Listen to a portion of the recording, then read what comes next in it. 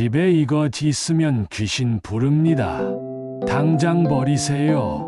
지금 이 영상을 보고 계신 분들께 한 가지 여쭤보겠습니다. 혹시 요즘 이런 일 겪고 계시지는 않으신가요? 잠을 자도 피곤하고 이유 없이 불안하신가요? 밤마다 악몽을 꾸거나 자다가 갑자기 깨신 적이 있으신가요? 가족들과 별것도 아닌 일로 자꾸 싸우게 되시나요? 돈이 들어와도 어디로 새는지 늘 빠듯하게 느껴지시나요? 아무 이유 없이 몸이 아프거나 집 안이 무겁게 느껴지시나요? 이런 일들이 한두 가지가 아니라 한꺼번에 그리고 반복적으로 일어난다면 집 안 어딘가에 문제가 있을 수 있습니다. 풍수와 무속에서는 말합니다. 특정 물건이 집 안에 있으면 귀기귀치, 즉 귀신의 기운을 끌어들인다고요. 오늘 제가 말씀드릴 내용은 무속인들이 절대 자기 집에 두지 않는 물건들입니다. 그리고 귀신을 불러들인다고 알려진 물건 5가지를 하나하나 말씀드리겠습니다. 혹시 집에 있다면 오늘 영상 다 보신 후에 바로 정리해 보시길 권합니다. 이 채널을 처음 오신 분들은 구독과 좋아요 먼저 눌러주세요. 오늘 같은 정보 계속 드리겠습니다. 첫 번째, 깨진 거울. 첫 번째로 말씀드릴 물건은 바로 거울입니다. 그런데 그냥 거울이 아닙니다. 금이 가거나 깨진 거울 이야기입니다. 풍수에서 거울은 굉장히 중요한 물건입니다. 거울은 기운을 반사하고 증폭시키는 역할을 합니다. 좋은 기운은 더 좋게, 나쁜 기운은 더 강하게 만드는 거죠. 그런데 여기서 문제가 생깁니다. 거울이 깨지거나 금이 가면 반사가 왜곡됩니다. 기운도 함께 뒤틀립니다. 무속에서는 이렇게 말합니다. 깨진 거울은 귀신의 문이 된다. 그래서 예로부터 제사를 지낼 때도 집 안의 거울을 모두 천으로 가리거나 치우는 이유가 바로 여기에 있습니다. 조상신을 모시는 자리에 깨진 거울이 있으면 안 된다는 것이죠. 특히 조심하셔야 할 거울이 있습니다. 금이 가거나 모서리가 깨진 거울, 오래된 화장대 거울, 특히 어두운 곳에 오래 방치된 것, 누군가에게 받은 거울인데 출처가 불분명한 것, 이런 거울은 아까워하지 마시고 과감하게 버리시는 게 좋습니다. 거울 하나가 집 전체의 기운을 바꾸기도 합니다. 두 번째, 오래된 인형. 두 번째는 의외라고 생각하실 수도 있습니다. 바로 인형입니다. 인형이 뭐가 문제냐고 하실 수 있지만 무속인들이 가장 많이 언급하는 물건 중 하나가 바로 인형입니다. 특히 이런 인형들을 조심하셔야 합니다. 눈이 달린 사람 모양 인형, 수십 년 이상 된 낡은 장식 인형, 누군가에게 선물 받았지만 정이 없는 인형, 아이가 어릴 때 쓰던 인형인데 아이는 이미 어른이 된 것. 왜 인형이 문제가 될까요? 무속과 민속신앙에서는 이렇게 봅니다. 사람 형상을 한 물건에는 사람의 기운이 머문다고 합니다. 그 인형을 오래 아끼고 품고 지낸 사람의 감정과 기운이 인형 안에 남아있다는 것이죠. 오래된 인형에는 사람의 기운이 남는다. 일본에서는 오래된 인형을 절에 가져가 태우는 의식이 있을 정도입니다. 인형 공양은 신공양이라고 부르는데 인형 속에 머무는 기운을 달래서 보내드리는 것입니다. 집 안에 오래된 인형이 있다면 한 번쯤 그 인형의 상태를 살펴보시길 권합니다. 누가 준 것인지, 언제부터 있었는지를 생각해 보세요. 출처가 불분명하거나 뭔가 불편한 느낌이 드신다면 그냥 두지 마시고 정리하시는 게 좋습니다. 세 번째 정체 모를 부적. 세 번째는 부적입니다. 부적은 원래 집을 지키고 좋은 기운을 불러오는 물건입니다. 제대로 된 부적은 분명 효험이 있습니다. 그런데 문제가 되는 부적이 있습니다. 어디서 받았는지 모르는 부적, 누가 집에 몰래 가져다 놓은 부적, 너무 오래되어 찢기거나 낡아버린 부적, 글자가 흐려져 의미를 알 수 없는 부적. 부적은 기운을 담는 그릇과 같습니다.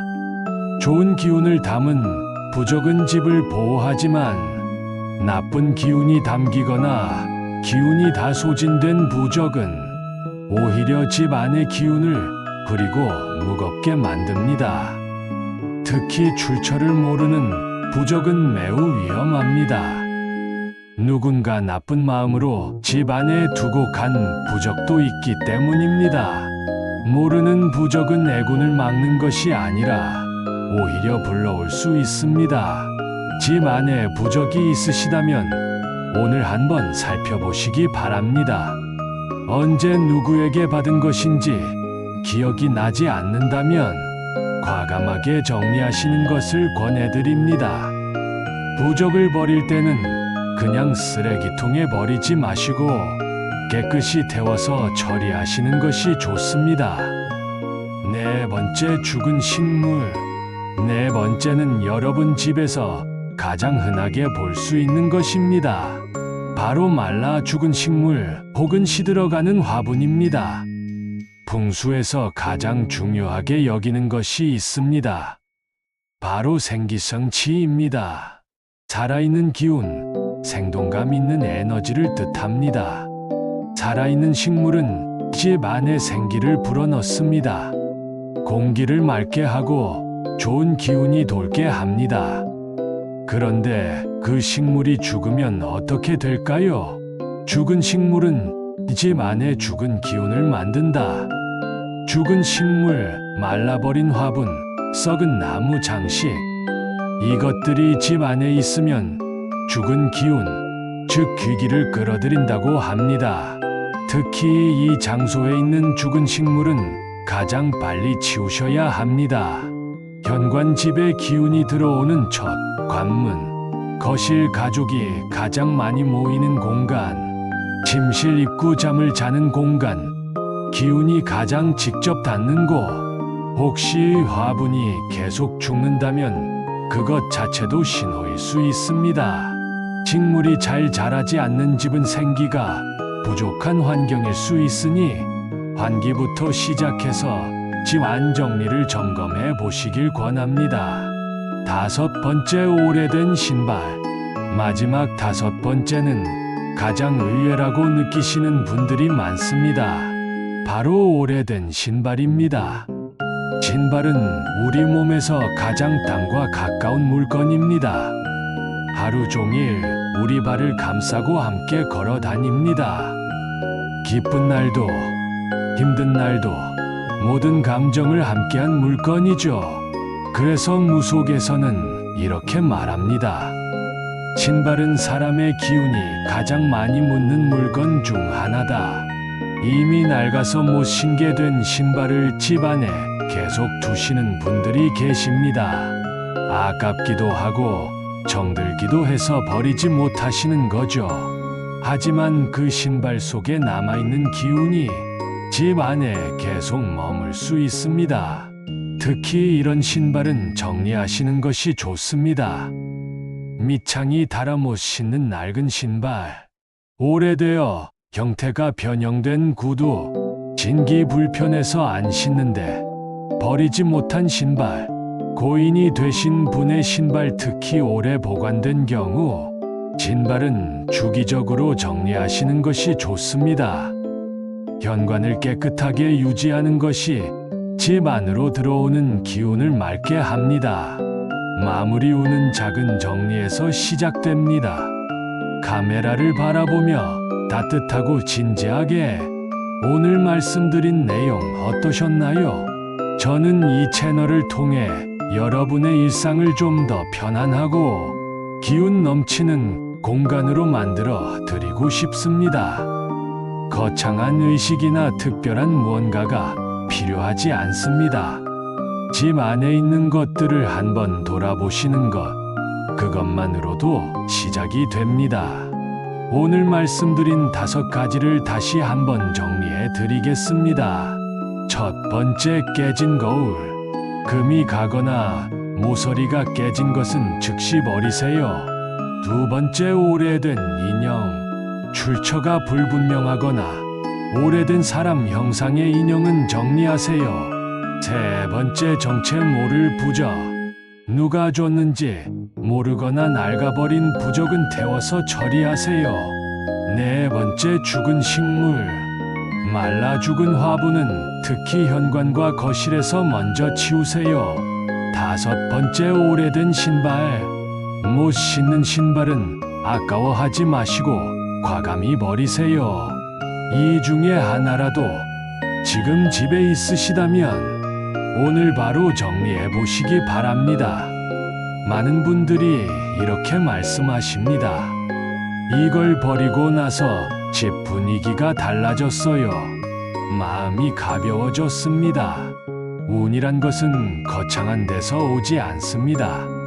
집을 깨끗이 하고 좋은 기운이 머물 수 있는 환경을 만드는 것, 그것이 바로 운을 여는 첫걸음입니다. 집이 맑아지면 마음이 맑아지고 마음이 맑아지면 운이 따라옵니다. 오늘 영상이 도움이 되셨다면 구독과 좋아요 부탁드립니다. 그리고 주변에 이런 물건 있는 분께 이 영상을 공유해 주세요. 다음 영상에서는 집에 두면 오히려 복을 부르는 물건들에 대해 말씀드리겠습니다. 기다려 주세요. 감사합니다.